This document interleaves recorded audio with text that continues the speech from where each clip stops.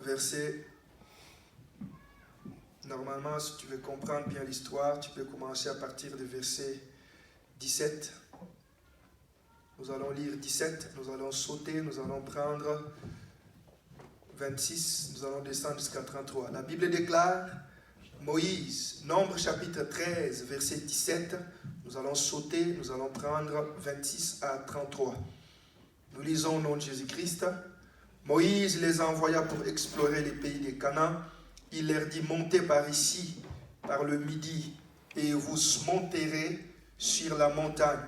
Vous verrez le pays, ce qu'il est, le peuple qu'il habite, s'il est fort ou faible, s'il est en petit ou en grand nombre. Nous sautons, nous prenons verset 26. À leur arrivée, ils se rendirent auprès de Moïse et Aaron et de toute l'assemblée des enfants d'Israël, à Kadès, dans le désert de Paran. Ils leur firent un rapport ainsi. Ils leur firent un rapport ainsi qu'à toute l'assemblée, et ils leur montrèrent les fruits du pays. Voici ce qu'ils racontèrent à Moïse. Nous sommes allés dans les pays où tu nous as envoyés, à la vue. Nous sommes allés dans les pays où tu nous as envoyés. À la vérité, c'est un pays où coule le lait et le miel, et en voici les fruits. Mais le peuple qui habite ce pays est puissant. Les villes sont fortifiées, très grandes. Nous y avons vu les enfants d'Anak. Les Amalécites habitent la contrée du Midi. Les Étiens, les Jébusséens, les Amoréens habitent la montagne. Et les Cananéens habitent près de la mer et le long du Jourdain. Caleb fit taire le peuple qui murmurait contre Moïse. Il dit, montons, apparons-nous du pays, nous y serons vainqueurs. Mais les hommes qui étaient allés avec lui dirent, nous ne pouvons pas monter contre ce peuple, car il est plus fort que nous. Ils décrièrent devant les enfants d'Israël les pays qu'ils avaient explorés, et ils dirent, les pays que nous avons parcourus pour explorer est un pays qui dévore ses habitants. Tous ceux que nous y en avons vu sont des hommes d'une haute taille, et nous y avons vu les géants, les enfants d'Anak, de la race des géants. Nous étions à nos yeux et aux leurs comme des sauterelles. Amen. Amen. Que le Seigneur nous bénisse abondamment. Amen. Est-ce que nous sommes là? Amen. Alors, par la grâce de Dieu, nous allons poursuivre brièvement dans les quelques temps qui nous restent. Nous allons poursuivre un peu ce que nous avons amorcé brièvement mercredi passé pour ceux qui étaient là. Amen. Le sous-thème d'aujourd'hui que nous voulons partager, nous l'avons intitulé « Comment accéder à sa destinée ?» Amen. Comment peut-on faire pour atteindre le but pour lequel Dieu t'a envoyé sur la terre? Bien-aimés frères et sœurs, il est extrêmement important que lorsque nous nous réunissons dans la présence de Dieu, que nous puissions ensemble apprendre,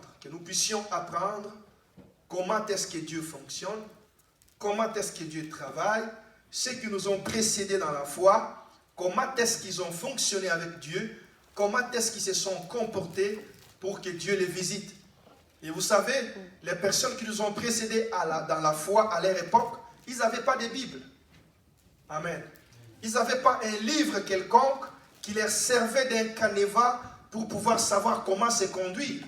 Mais cependant, malgré l'absence des ouvrages, malgré l'absence de l'historique qu'ils avaient à leur époque, ils ont quand même réussi à faire de grandes choses avec Dieu. C'est-à-dire qu'au jour d'aujourd'hui, moi et toi, nous pourrons faire beaucoup plus de grandes choses parce que nous avons au moins un support. Amen. Nous avons au moins un modèle, nous avons au moins toute une histoire que le Seigneur a permis à ce que nous puissions, au jour d'aujourd'hui, avoir toutes ces choses qu'il a fait avec nos prédécesseurs pour qu'à notre tour, nous puissions savoir ce que Dieu est capable de faire avec nous. Il y a toujours un principe, un verset biblique que j'aime beaucoup. Ce verset-là dit, l'Éternel Dieu ne fait exception des personnes. Amen. Ce n'est pas un Dieu qui accepte des présents. Ce n'est pas un Dieu qu'on peut corrompre. Ce n'est pas un Dieu qui est injuste. Il est juste, il le fait par exception des personnes. C'est-à-dire, il n'aime pas les uns plus que les autres. Nous tous, Dieu nous aime de la même manière. C'est-à-dire que les choses qu'il a fait avec ceux qui nous ont précédés dans la foi, Dieu est capable de les faire aujourd'hui. Amen. Tout dépend de notre disposition. Tout dépend de notre détermination. Tout dépend de notre volonté. Encore une fois de plus. Parce que si tu ne veux pas que Dieu marche avec toi, le Seigneur, malgré sa toute-puissance, il ne pourra jamais marcher avec toi par la violence. Dieu est un gentleman. Dieu est un Dieu qui respecte notre volonté. À chaque fois qu'il veut marcher avec nous, il nous demande si nous pouvons accepter de lui obéir afin que nos vies changent. Amen. Nous avions dit ceci vendredi, pour ceux qui étaient là, que Moïse était un homme extraordinaire. Un homme avec qui Dieu a fait de grandes choses. Un homme qui parlait bouche à bouche avec Dieu. Il parlait et Dieu répondait. Il posait des questions, Dieu répliquait. Et nous avons vu que ce Moïse a été confronté à une guerre, confronté à une bataille, confronté à une difficulté. La Bible déclare, il est arrivé au milieu du désert que les enfants, les Amalécites, comme on les appelait, ils sont venus faire la guerre à Israël. Et pendant ce temps, Moïse a dit à Josué, écoute, choisis les hommes, descends dans la vallée, combat ces nations, et moi je monterai sur la montagne pour prier devant le Seigneur. Et nous avions vu avec vous, pour ceux qui étaient là, je crois que c'est dans Exode chapitre 17, verset 18, si vous descendez, nous avions vu, pour ceux qui étaient là, que la victoire de Moïse ou de l'assemblée d'Israël dépendait de la position des mains de Moïse. Nous avons vu qu'à chaque fois que Moïse élevait les mains, Israël était le plus fort. Mais quand il baissait les mains, Israël aussi perdait les combats. Nous avions dit que malgré les privilèges que Moïse avait, de parler bouche à bouche avec Dieu, d'opérer de grandes choses, sa victoire, la victoire de Moïse contre ses ennemis dépendait de la position de ses mains. Est-ce qu'on est ensemble? Est-ce que quelqu'un me comprend? C'est ça qui veut dire que, bien aimés frères et sœurs, tu ne peux pas vaincre tes ennemis sur la terre parce que tu veux seulement les vaincre. Ou parce que Dieu t'aime. Non, Dieu peut t'aimer, oui, mais la victoire que tu dois avoir contre tes ennemis dépend totalement de la position de tes mains. Lorsque tes mains sont fatiguées, parce que c'est tout à fait normal que l'homme soit fatigué, eh bien, sache que si tu te laisses emporter par la fatigue, tu perdras tout de même la bataille. Alléluia. Et s'il y a quelqu'un qui me comprend. Amen. La Bible dit lorsque Moïse baissait les mains, Israël perdait. Quand il relevait les mains, Israël était le plus victorieux, le vainqueur. Alors, les gens qui étaient autour de lui, ils se sont rendus compte que notre victoire dépend de la position des mains de Moïse. J'aimerais dire à quelqu'un, tel que tu es là, tu es un Moïse de ta famille. Est-ce que quelqu'un m'entend? C'est par toi que Dieu va amener la délivrance dans ta famille. Seigneur, tu es un libérateur de ta famille. Merci. Si tu ne gardes pas tes mains levées, bien aimés frères et sœurs, il n'y aura pas la délivrance dans ta famille. Il faut que tes mains soient toujours élevées. C'est-à-dire qu'il faut que tu sois toujours dans la présence de Dieu. Que tu sois un homme et une femme de prière. Vous savez bien, aimés frères et sœurs, le problème que nous avons aujourd'hui dans l'église, c'est qu'il y a très peu de gens qui prient. Amen. Est-ce qu'on est ensemble? Amen. Beaucoup de gens ne prient pas. Nous sommes prêts à nous lamenter, nous sommes prêts à nous poser des questions, nous sommes prêts à dire, oh ça ne marche pas, oh ça ne fonctionne pas. Mais très peu de gens sont capables de se retirer dans la présence de Dieu pendant 3-4 jours, de parler, de prier, de supplier Dieu. Moïse était sur la montagne, quand il élevait ses mains, Israël était victorieux. Quand il baissait les mains, Israël perdait le combat. À chaque fois que tu baisses les mains, surtout lorsque tu es en face d'un obstacle, lorsque tu es en face d'une opposition, sache, bien aimés frères et sœurs, que tu perdras toujours la bataille. C'est un principe de la Bible. La victoire sur nos ennemis, contre ceux qui nous persécutent, dépend totalement de la position de nos mains. Alléluia. Amen. Alléluia. Amen. Et nous avions vu également, bien-aimés frères et sœurs, que ce qui est crié, c'est surtout ça, ce que je veux que nous puissions comprendre cet après-midi. Que toi et moi, nous puissions comprendre. Comment on peut faire pour accéder dans ses promesses, accéder dans sa destinée. Nous avons vu que lorsque Dieu rencontre Moïse, Exode chapitre 3, à partir du verset 7, vous pouvez aller lire à la maison, Dieu lui dit, sors, va chez Pharaon, dis à Pharaon qu'il laisse partir mon peuple. J'ai décidé, j'ai vu votre souffrance. J'ai entendu les cris qui vous font pousser les Égyptiens. Et moi-même, je suis décidé pour vous libérer de ces pays et de vous emmener dans un pays où coule le lait et le miel. Lisez tous ces textes. Dieu n'avait jamais dit à Moïse que vous rencontrerez les ennemis. Est-ce que quelqu'un m'entend? Amen. Est-ce que quelqu'un me suit? Amen. Dieu n'avait pas dit à Moïse que vous rencontrerez les Amalek. Vous rencontrerez les fils d'Anak, comme nous venons de le dire. Dieu n'avait pas dit ça. Il avait seulement dit, sortez, je vous amène dans un pays où coule le lait et le miel. J'ai vu votre souffrance.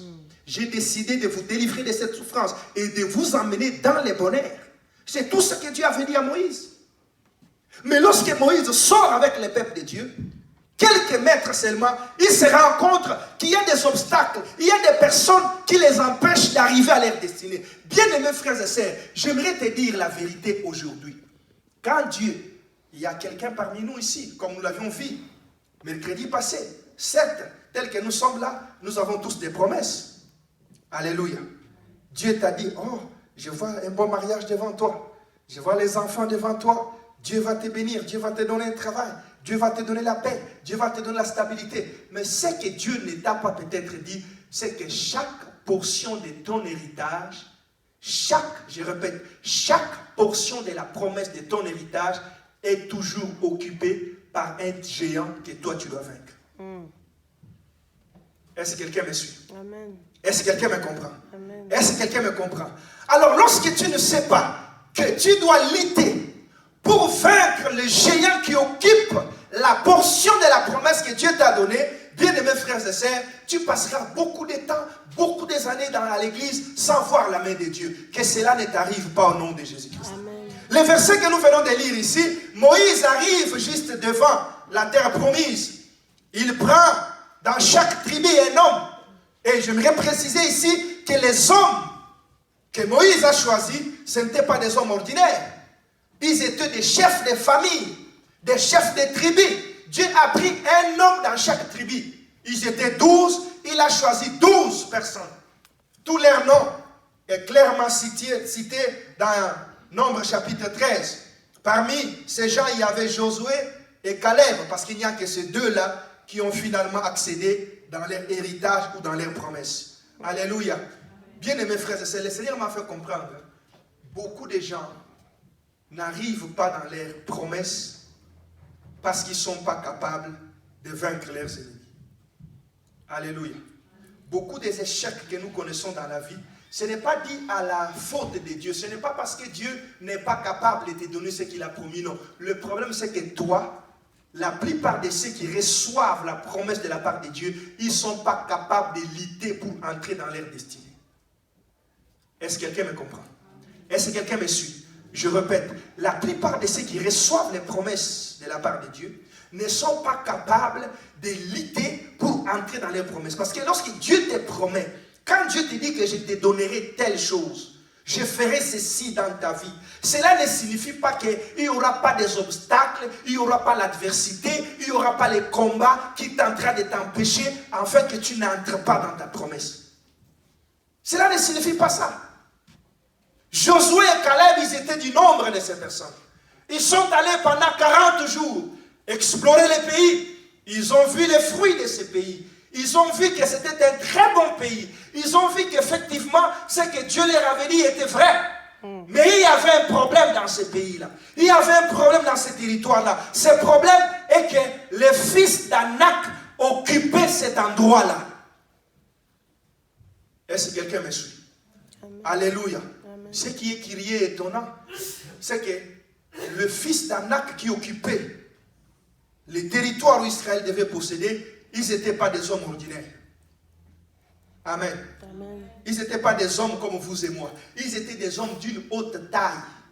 Et si vous lisez la plupart de ces hommes, ils avaient 6 doigts à la main, 6 doigts dans une autre main, 6 doigts au pied. Et ils étaient, je fais une recherche là-dessus, il y a même certaines personnes qui mesuraient 10 mètres. 10 mètres de long.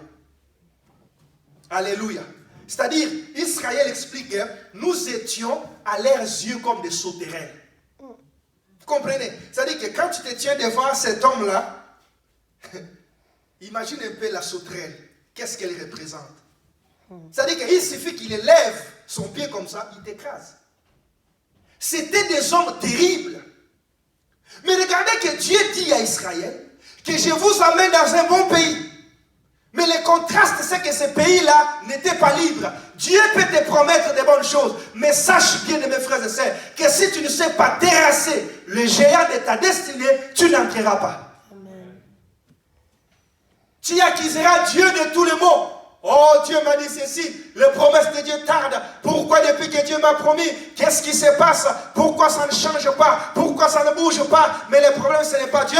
Le problème, c'est de ton côté. Le problème, c'est de ton côté parce que tu ne sais pas lutter pour vaincre les géants qui occupent ta destinée. Alléluia. Amen. Est-ce qu'on est ensemble? Amen. Israël, au bout de 40 jours après avoir exploré les pays, ils vont revenir. Ils vont aller voir Moïse et les anciens d'Israël. Ils vont commencer à faire les rapports. C'est ce que nous venons de lire. Ils ont dit à Moïse, certes, le pays est bon, le pays est bien, mais il y a un problème. Les gens qui habitent là-bas, écoute ce que la Bible dit, que ces peuples-là, les nations que nous avons explorées, ce sont les nations, ou c'est une nation qui dévore les habitants, qui dévore leurs habitants. Amen. Amen. Alléluia. J'avais fait une recherche encore là-dessus. Ce n'est pas la Bible, mais ce sont des recherches. Plusieurs écrivains, plusieurs commentateurs de la Bible sont du moins d'accord que la race des fils d'Anak ici, ça n'a pas commencé ici lorsqu'Israël est venu les chasser. Ça a commencé à partir de Genèse, chapitre 6. L'union des anges déchus qui sont sortis avec les hommes, avec les filles des hommes. Cette union-là a donné naissance à des êtres extraordinaires. Et ces êtres-là, ils étaient remplis de violence où vous n'avez pas d'idée. Alléluia. Israël dit que ce sont les peuples qui dévorent les habitants. Et dans les recherches que nous avons faites, ces hommes-là étaient capables de manger les autres hommes ordinaires. Alléluia. Dans les choses que j'ai lues, on raconte même qu'il y a parmi ces hommes-là, il y a certains qui saisissaient les lions comme ça à la main, ils les déchirent. Donc c'était des hommes terribles. Tu ne peux même pas te tenir devant eux. C'était la race des anges déchus. Alléluia. Alléluia. Je ne suis pas en train de faire un enseignement là-dessus, mais c'est juste les petites informations que j'aimerais vous donner. Pour illustrer et nous faire comprendre que ces hommes-là, ce n'étaient pas les hommes ordinaires. C'était des démons. C'était des géants, des hommes qui occupaient la portion qu'Israël devrait avoir. J'ai essayé de lire la parole de Dieu, j'ai compris bien mes frères et sœurs, qu'à chaque fois que Dieu te donne une promesse, que je t'amènerai ceci, je te donnerai un grand ministère, je te donnerai un grand mariage. Si tu n'as pas convaincu les démons qui dominent les secteurs des mariages dans votre famille, tu n'entreras pas. Est-ce que quelqu'un me saisit? Est-ce que quelqu'un me comprend? Les promesses de Dieu sont vraies. Dieu ne ment pas. Dieu sait que lorsqu'il te promet, il est fidèle pour accomplir cette promesse. Mais le problème, c'est que dans chaque promesse que Dieu nous fait, il y a toujours notre part et il y a aussi la part de Dieu. Très souvent, nous refusons de faire notre part. Est-ce que quelqu'un m'entend? Est-ce que quelqu'un est en train de me suivre? Il y a la part de Dieu. Ta part, c'est de lutter et la part de Dieu, c'est de combattre pour toi, pour te donner la victoire. Mais Dieu ne peut pas combattre si toi, tu ne combats pas. Est-ce que quelqu'un me suit? Dieu se sert de tes paroles. Il se sert de ta détermination. Il se sert de ta soif. Il se sert de ton engagement pour te défendre. Mais lorsque toi tu croises les bras et que tu ne fais pas ce que tu dois faire, ne pense pas que Dieu combattra à ta place si toi tu ne te lèves pas pour combattre. Est-ce qu'on est ensemble? Est-ce que quelqu'un me saisit? La Bible déclare, quand ces hommes ont donné les rapports, tous les peuples étaient en larmes. Ils ont commencé à murmurer contre Moïse. Ils ont commencé à dire n'importe quoi contre Moïse. Moïse, pourquoi tu nous as pris de l'Égypte? Moïse, pourquoi tu nous as amenés ici? Moïse, pourquoi? Moïse, pourquoi? Les enfants de Dieu sont toujours pareils. À chaque fois qu'ils sont en face des obstacles, en face des problèmes, ils se rappellent toujours de l'Égypte. Alléluia. Et c'est généralement les diables qui souffrent ça. Ah, regarde, quand tu ne priais pas, tu n'avais pas ce genre de problème. Hein? Alléluia. Quand tu ne priais pas, tu ne vois pas que les choses avançaient bien, tout allait bien. Mais là, depuis que tu as commencé à prier, regarde ce que ta vie est devenue. Il te rappelle directement de l'Égypte.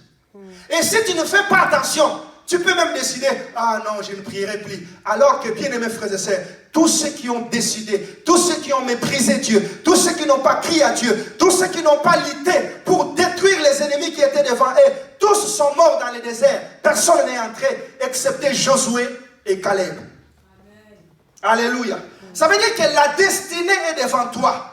Tout dépend de ta détermination, de la soif et de ton engagement pour aller terrasser les ennemis qui sont devant toi. Je déclare que tous les ennemis qui sont devant toi tomberont. Quelle que soit leur taille, quelle que soit leur hauteur, quel que soit le nombre des années qu'ils ont fait dans ta famille, quelles que soient les choses qu'ils ont fait dans ta famille, par la puissance du nom de Jésus-Christ, ils tomberont. Parce que ce n'est pas nous qui luttons, mais c'est Christ qui lutte à notre place. Est-ce qu'on est ensemble? Est-ce qu'on est ensemble? La Bible déclare, ces hommes, ils ont commencé à murmurer et la colère de Dieu est tombée. J'aimerais dire à quelqu'un, Josué et Caleb, ils leur ont dit non, ne vous tracassez pas, ne vous posez pas trop de questions. Allons, montons contre les pays, nous serons les plus forts, nous allons les vaincre. J'aimerais dire à quelqu'un, quelle que soit la taille de Satan, même si Satan devenait 1000 fois Satan, il ne peut pas tenir devant celui qui marche avec Dieu. Oh, je pensais que tu me comprenais. Je pensais que tu me comprenais. Ne crains pas tes ennemis. Je suis venu te dire ce matin, ne crains pas les fils d'Anak qui sont devant toi. Regarde bien dans ta vie, depuis que tu as crié, est-ce que tu as déjà pris une journée pour détruire les démons qui menacent votre famille? Est-ce que tu as déjà pris un temps où aujourd'hui je vais me lever contre cet esprit, je vais m'attaquer à cet esprit? Pourquoi tu ne te lèves pas? Parce qu'il y a beaucoup de gens, beaucoup de chrétiens ont déjà été disciplinés par les démons. Tu oses les bouger. Ah bon? C'est toi qui oses. Ils te corrigent bien là. Amen. Alléluia. Il y a certaines personnes qui sont dans les églises comme ça. Ils ne dorment pas. Dès qu'ils ferment les yeux, c'est l'homme de la nuit qui arrive, c'est la femme de nuit qui arrive. Mais bien aimés frères et sœurs, tu ne peux pas entrer dans les mariages avec cet homme de nuit. Alléluia. Vous savez, ces genres de démons-là sont des esprits très jaloux. Très compliqués. Si tu ne te lèves pas pour détruire ces démons-là, il détruira toutes tes relations. Même si tu rencontres un fiancé comme ça, il va partir. Hein? Et quand il va partir, ce démon-là va s'arranger pour que la faute ne soit pas de ces fiancés-là. La faute viendra de toi. Il peut te donner une colère bizarre. Dès que tu le vois, tu sens une colère comme s'il n'est pas bon. Tu le vois directement, il est vilain ou vilaine. Mais ce n'est pas lui le problème. Le problème, c'est les démons qui habitent en toi.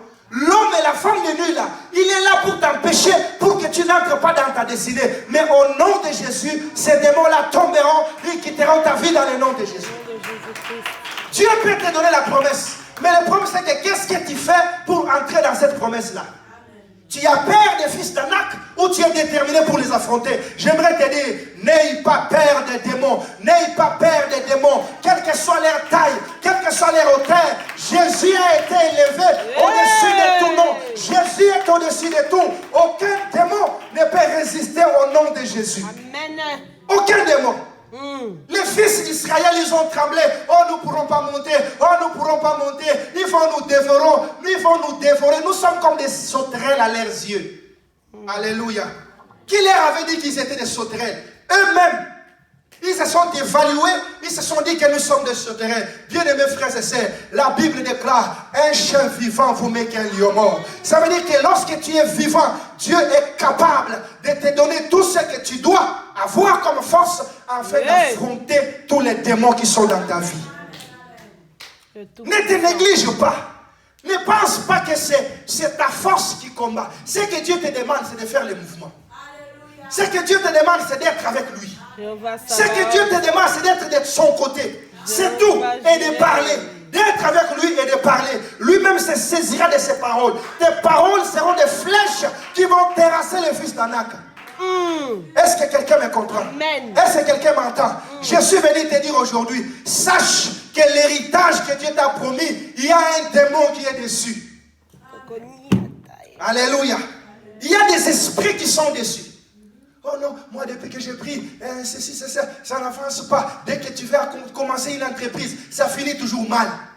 Même si ça commence bien, ça finit toujours mal. Aucune percée. Aucune percée. Bien aimé, ces choses ne sont jamais des faits d'hasard. Ce que tu dois comprendre, c'est que sur la terre, l'hasard n'existe pas. Oh, des choses, non, c'est par hasard. Non, ce qui n'avance pas dans ta vie, sache qu'il y a une puissance des ténèbres qui existe. Lorsque j'ai médité ce matin, le Seigneur me disait, ce n'est pas pour rien que l'apôtre Paul dit dans la Bible que nous n'avons pas à lutter contre la chair et le sang. Nous n'avons pas à lutter. Notre problème, ce n'est pas la chair et le sang. Toi, tu luttes beaucoup contre la chair et le sang. Tu sais, lutter contre la chair, c'est quoi? Ah, c'est ma tante qui est sorcière. Ah, c'est mon oncle qui est sorcier. Oh, c'est telle personne qui m'envoûte. Et ça, c'est lutter contre la chair. Ton problème, ce n'est pas contre ta tante. Ce n'est pas contre ton oncle. Je ne sais que ce soit ta tante, ton oncle, ta mère, ton père. Tous ces hommes-là, bien-aimés frères, ne t'intéressent pas. Et occupe-toi des démons qui les animent pour te combattre. Est-ce que quelqu'un m'entend? Est-ce que quelqu'un me suit? C'est pourquoi il y a certains évangiles, certaines doctrines, on a prêché aux gens. Non, telle personne, quand il est sorcier, il ne faut pas les recevoir. Ainsi de, quelle que soit votre sorcellerie, Jésus est au-dessus de la sorcellerie. Amen. Jésus est au-dessus de la magie. Amen. Jésus est au-dessus de l'occultisme. Jésus est au-dessus de tout. Il est au-dessus de Rose-Croix. Il est au-dessus de tout. N'aie pas peur de ces choses-là. Ne recule pas et ne tremble pas. L'Éternel sera avec toi. Josué a dit et Caleb, alors l'Éternel sera avec nous. Amen. Quelle que soit leur taille, nous allons les décimer. Alléluia. Alléluia. Ceux qui ont douté, ils ne sont pas entrés. Quand l'apôtre Paul dit que nous n'avons pas lutté contre la chair et le sang, qu'est-ce qu'il veut dire, bien aimés frères et sœurs? Sache que dans ce monde, la Bible déclare, le monde tout entier est sous la puissance du malin. Tu as déjà lu ces versets? Le monde tout entier est sous la puissance du malin. Ça veut dire quoi? Lorsque tu es même dans les domaines, prenons même un domaine du ministère où nous faisons. Bien aimés frères et sœurs, si tu n'as pas encore vaincu les dominations, les géants qui contrôlent des quartiers, qui contrôlent les avenirs, qui contrôlent les maisons, tu ne peux pas percer. Est-ce que quelqu'un me suit? Est-ce que quelqu'un me suit? Chaque portion de notre promesse, de notre héritage, a toujours un géant. Lorsque Dieu va te donner la promesse, il ne te dira jamais que tu lutteras contre les géants. Quand Dieu a dit à Samuel, lorsque Samuel plairait, oh Seigneur, Saoul a encore désobéi, Saoul a encore fait ceci. Écoutez ce que Dieu lui dit. Saoul, jusqu'à quand Samuel, jusqu'à quand continueras-tu de plairer? Je t'ai déjà dit que j'ai rejeté cet homme. Et j'ai trouvé un homme selon mon cœur. Je l'ai choisi, c'est lui qui sera roi. D'ailleurs, tu iras demain dans la maison d'un certain Isaïe. Tu oindras l'un de son fils. Et c'est lui qui régnera à la place de mon peuple. Samuel est débarqué chez Isaïe. Dieu m'a envoyé ici. Il y a l'un de tes enfants qui deviendra roi. Faites passer tes enfants. Nous avons vu ça. Ils sont venus de tous. Personne n'a été choisi. Est-ce qu'il n'y a que ça? Non, il y a un autre dans la forêt. Au lieu d'aller chercher David. Quand David est arrivé devant Samuel, écoute les paroles de Samuel. Israël, voici ton roi. David s'est mis à genoux. On l'a oint comme roi. Mais est-ce que David est accédé à la royauté comme ça? Alléluia. Comment il est accédé à la royauté? C'est en tuant Goliath. Et qui était Goliath? Goliath était un géant qui contrôlait la Palestine, qui était un chef des Palestiniens. Il était comme un roi, un guerrier des Palestiniens. Ça veut dire que la destinée de David était cachée derrière la victoire de Goliath. Est-ce que quelqu'un me comprend? Est-ce que quelqu'un me suit? Tant et aussi longtemps que David n'allait pas terrasser Goliath, il n'allait jamais monter dans le trône d'Israël. Même s'il avait déjà reçu l'onction. Les problèmes avec toi, quand Dieu te promet, il ne te dit jamais qu'il y a de l'adversité. Je suis venu te dire, sache qu'il y a l'adversité. Il y a des démons que tu dois combattre et vaincre. Arrête de traîner les pas. Il y a certaines personnes, ils pensent que quand ils traînent des pas, ils marchent avec Dieu, tantôt, plutôt. Tantôt il est déterminé, tantôt il est engagé, tantôt il est fort dans la prière, tantôt il est affaibli. C'est comme s'il est en train de... Bon, hein, comme si, bon, je suis en train juste de prendre un peu mon temps. Bien aimé, j'ai toujours dit, Dieu habite l'éternité. La loi du temps n'est pas soumise à Dieu. Est-ce que vous le savez? Hein? Est-ce que vous le savez? Amen. Dieu n'est pas soumis plutôt à la loi du temps. C'est-à-dire, il est éternel, il reste éternel, il est hors temps. Quel que soit ce qui se passe, il est le Seigneur, il est le maître du temps et des circonstances. Mais toi et moi, nous avons une période courte que Dieu nous a donnée sur la terre. À chaque fois que tu traînes les pas, tu refuses de faire ce que tu dois faire. Tu refuses de combattre les géants qui s'élèvent dans ta famille. Les géants qui s'élèvent dans ta vie. Tu connais déjà ces géants-là. Tu les connais. Quand je parle là, tu sais bien que dans ma famille, il y a telle chose qui se passe. Dans ma vie, il y a tel démon. Dans ma vie, il y a telle chose qui ne fonctionne pas. Mais tu n'as jamais pris la décision de combattre ces démons. Alléluia. Et tu penses que qui est en train de perdre le temps? C'est Dieu ou c'est toi? Alléluia. C'est toi qui perds ton temps. Et tant que tu ne les vaincras pas, tu ne passeras pas. David ne pouvait pas accéder à la royauté s'il n'avait pas terrassé Goliath. La clé de la royauté de David était entre les mains de Goliath. C'était le combat que David a livré contre Goliath qui lui a permis d'accéder dans sa royauté. Et c'est à partir de ces jours-là qu'Israël tout entier avait chanté que David a tué 10 000, tandis que Saoul a tué 1000. C'est-à-dire qu'Israël a reconnu que c'est par cet homme que nous aurons la délivrance. C'est lui qui est digne d'être notre roi. Mais avant qu'Israël le reconnaisse, il a fallu que David affronte Goliath. Il a fallu qu'il se tienne devant Goliath. Il a fallu qu'il dise à Goliath, tu viens devant moi avec les épées, tu viens devant moi avec les lances, tu viens devant moi avec les javelots, mais moi je viens devant toi au nom de l'Éternel Dieu d'Israël que tu as insulté. Aujourd'hui je t'ai couperé la tête. Pars devant ces démons au nom de l'Éternel. Alléluia. Lorsque David dit au nom de l'Éternel, parce qu'il savait que l'Éternel c'est Jésus. Est-ce que quelqu'un m'entend? Est-ce que quelqu'un m'entend? Quand la Bible dit que toutes les nations qui m'environnent, au nom de l'Éternel, je les taille en pièces. Ça veut dire quoi? Toutes les nations qui m'environnent, au nom de Jésus, je les taille en pièces. Est-ce que quelqu'un me suit? Est-ce que quelqu'un me suit? Ça dit que David avait compris que la victoire contre Goliath dépendra du nom de l'Éternel. J'aimerais te dire aujourd'hui, ne crains pas tes ennemis. Ne crains pas les démons qui ont soumis toute ta famille dans la bassesse. Peut-être ça fait des décennies, ça fait des centaines, des siècles que cet esprit-là est en train de régner dans ta famille. Mais j'aimerais te dire, par tes prières, au nom de Jésus-Christ, ces démons-là tomberont sur la terre. Amen. Tu les vaincras au nom de Jésus. Ces démons doivent être vaincus au nom de Jésus. Alléluia. Amen. Alléluia. Amen. Oh, bien-aimés frères et sœurs, le Seigneur me faisait comprendre que les échecs que vous avez dans la vie, la plupart des échecs est dû seulement au fait que vous ne voulez pas combattre les géants qui occupent votre territoire. Vous ne voulez pas les combattre. Dans tous les domaines de la vie, tu ne peux pas percer si tu n'as pas encore vaincu l'esprit qui occupe ces domaines-là. Quand la Bible dit que le monde est soumis sous la puissance du malin, ce n'est pas des choses anodines, ce n'est pas des choses ordinaires, ce sont des choses sérieuses qu'il faut prendre très très très au sérieux. Et le monde des ténèbres, bien aimé, c'est un monde qui est très organisé. Si vous ne le savez pas. Alléluia. Alléluia. Même dans l'avenue où tu habites, il y a un démon qui contrôle cette avenue. Il y a un démon qui contrôle les quartiers où tu habites. Alléluia.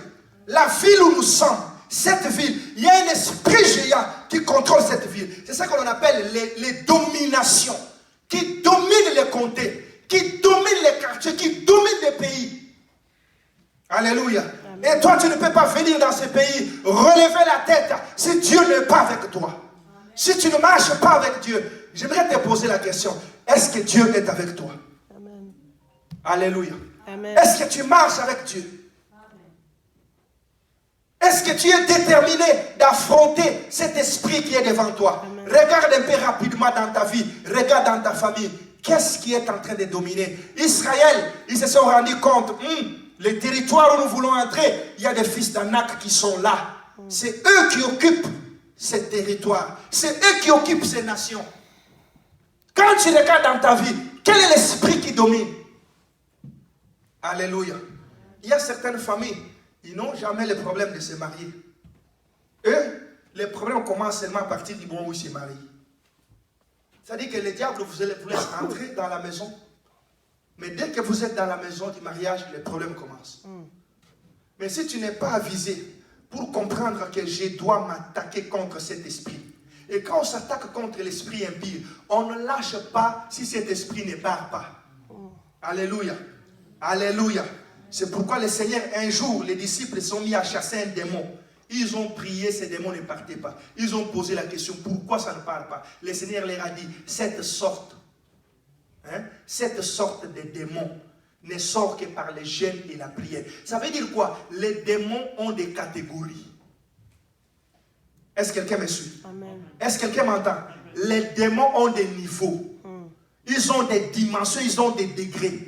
Le problème, c'est que ta vie de prière est tellement mesquin, tellement minime, que ça n'arrive même pas à bousculer ces démons. Alléluia. Mais un homme qui est déterminé à briser l'esprit, à briser un géant qui est devant lui, cet homme-là se prépare. Alléluia. Il se prépare. Il décide que cet esprit, je vais prendre 7 jours de prière. 7 jours, c'est pas beaucoup. Alléluia. Je vais jeûner du matin au soir. Je vais prendre 7 jours. Je me lève le matin au nom de Jésus. Tu ne cries même pas. Tu n'as pas besoin de crier. Oh! Non. Tu es chez toi à la maison. Au nom de Jésus. Toi, l'esprit d'homme de nuit, femme de nuit, qui me combat, je te taille en pièces. Je te taille en pièces. Libère ma destinée. Tu pries, tu pries, tu pries, tu pries, tu te reposes. Quelque temps après, tu répètes encore. Tu pries, tu pries, tu pries, tu pries, tu te reposes. Pendant une semaine, jeûne et prière, cet esprit va partir. Est-ce que quelqu'un m'entend? Je disais que cet esprit va partir. Amen. Cet esprit va partir. Amen. Ton problème, c'est que tu ne pries pas. Tu n'es pas non plus déterminé pour pouvoir faire la guerre à ces démons. Pour pouvoir combattre contre ces démons. Les anciens d'Israël, les hommes qu'on avait choisis, 10 au nombre de 10, ils étaient des anciens, des responsables du peuple, des responsables de leur famille. Mais ils se sont dit non, on ne peut pas. Alléluia. Certainement parce qu'ils n'étaient pas déterminés et engagés dans les choses de Dieu. J'aimerais conclure en te disant ceci. Retiens les messages de cet après-midi. C'est que Dieu veut que tu puisses comprendre cet après-midi, c'est que quand Dieu te donne la promesse, avant que cette promesse ne s'accomplisse, très souvent et généralement, il y a un esprit que tu dois vaincre dans ce domaine-là. Amen. Alléluia. Nous le voyons avec Israël. Il est sorti de l'Égypte. Quand il est arrivé, il n'a pas trouvé que les Canaan étaient libres. Les Canaan étaient totalement occupés. Il a fallu qu'il tienne l'épée. Le Seigneur me faisait comprendre que pour sortir de l'Égypte, ça prend sa main, ça prend sa puissance pour sortir. Mais pour entrer dans ta promesse, il faut que ta main t'amène dans ta promesse. Est-ce que quelqu'un m'a compris? Je répète, pour sortir de l'Égypte, c'est-à-dire pour sortir du monde, pour se convertir, pour croire en Dieu, il suffit tout simplement que Dieu se manifeste par sa puissance. Parce qu'aucun enfant ne demande à son père de venir au monde. C'est le père et la mère qui sait comment l'enfant arrive au monde. La nouvelle naissance dépend de la puissance de Dieu. Mais entrer dans sa destinée, ça dépend de la force de ton épée. Amen. Est-ce que quelqu'un me suit? Amen. Est-ce que quelqu'un m'entend? Amen. Pour que tu entres dans ta destinée, ça ne dépend pas seulement de Dieu. Ça dépend aussi de toi. Ça dépend de ta détermination. Ça dépend de ton engagement. Ça dépend de ta fermeté de chercher Dieu. Pour qu'aucune de tes promesses ne reste entre les mains de Satan. Ça dépend de toi. C'est pourquoi Israël est sorti par la puissance de Moïse. Mais avant qu'il ne rentre dans la terre promise, Josué leur a dit, prenez toutes des épées. Préparez-vous. Préparez préparez-vous. Vous allez passer ce Jourdain et vous allez affronter vos ennemis. Tu dois affronter tes ennemis pour entrer dans ton mariage. Tu dois affronter tes ennemis pour entrer dans le succès. Tu dois affronter tes ennemis pour avoir un ministère prospère. Alléluia. Je ne sais pas ce qu'il en est de toi, mais moi j'ai décidé d'affronter les ennemis. Je vais les affronter jusqu'au bout. Est-ce que quelqu'un m'entend? Je vais les affronter jusqu'au bout. Même dans cette église, ceux qui se lèvent, ceux qui sont en train de jouer avec le feu, je les connais déjà. Amen. Alléluia. Ah oui, je les connais déjà. Et je te mets en garde. Tu risques d'être enterré avant le temps. Alléluia.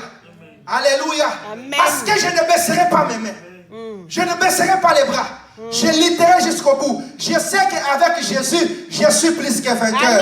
Avec Jésus, tu es plus que vainqueur. Avec Jésus, tu es plus que vainqueur. Avec Jésus, tu es plus que vainqueur. N'aie pas peur de tes ennemis. Quelle que soit leur taille, Dieu te donnera la victoire contre tes ennemis. Même s'il y a un principauté, il y a un esprit méchant qui contrôle ta famille, toute la lignée de ta famille, bien-aimé, Dieu t'a appelé justement pour vaincre cet esprit. Amen. Vous savez que beaucoup des appels que Dieu appelle les gens, vous pensez que c'est pourquoi? Il y a certaines personnes, Dieu t'appelle tout simplement parce qu'il a vu que dans ta famille, il y a tellement la sorcellerie à un niveau très élevé. Et Dieu t'appelle. Hein? Dieu t'accorde la grâce, il te sauve. Il ne t'a pas sauvé parce que tu es beau ou belle ou non. Il te sauve parce que Dieu veut détruire les œuvres de Satan qui règnent dans ta famille. Mais si tu ne comprends pas que Dieu t'a donné une mission pour détruire les œuvres de Satan dans ta famille, tu seras un chrétien ordinaire. Un chrétien vacillant. Tu pries quand ça te tente. Quand ça ne te tente pas, tu ne pries pas. Tu ne sais pas que Dieu t'a appelé pour une mission. Dieu t'a appelé pour une mission. Pour détruire les œuvres de Satan dans ta famille. Alléluia. Amen. Alléluia. Amen. Alléluia. Amen. Il y a une puissance dans le nom de Jésus. Il y a une puissance qui est cachée au nom de Jésus. Le nom de Jésus est capable de nous apporter la délivrance. Ton problème, c'est que lève-toi. Décide d'affronter tes ennemis. Amen. Décide aujourd'hui. Si tu ne décides pas, ça sera assez difficile pour que tu puisses entrer. Regardez que dans cette génération-là, il y a eu que Josué et Caleb qui sont entrés. Pourquoi? Parce qu'ils avaient décidé. Alléluia. Alléluia. J'ai toujours dit, celui qui est réellement sorti de l'Égypte, celui qui est réellement sorti de l'Égypte, il n'a rien à perdre. Alléluia. Parce que nous avions tout en Égypte. Mais quand nous avions tout quitté, c'est-à-dire que nous n'avons plus rien. Notre vie ne compte plus. C'est la vie de Dieu qui compte. Est-ce que quelqu'un m'entend? Amen. Notre vie ne compte plus. C'est la vie de Dieu qui compte. C'est comme quelqu'un dit, il y a un adage qui dit qu'un cadavre n'a jamais peur de la pluie. Il n'a peur de rien parce qu'il est déjà mort. Alléluia. Amen. Tu ne peux pas craindre les démons. Si réellement ta vie a été enterrée avec Christ, tu ne peux pas craindre un démon. Qu'est-ce qu'un démon peut te faire? Il te fera quoi? Hein? Qu'est-ce qu'il va te faire? Moi je dis même si les démons tu me tues, mais tu perds ton temps parce que je vais au ciel. Pourquoi tu vas me tuer? Tu perds ton temps. Alléluia. Alors sois déterminé pour affronter les esprits qui règnent dans ta famille. Sois déterminé pour affronter les démons qui règnent dans ta famille. Sois déterminé. Et au nom de Jésus-Christ, tous les démons qui sont en train de te dominer seront vaincus. Je te le promets au nom de Jésus. Ils seront vaincus au nom de Jésus. Acclamons le Seigneur. Tenons-nous debout. Tenons-nous debout là où nous sommes. Tenons-nous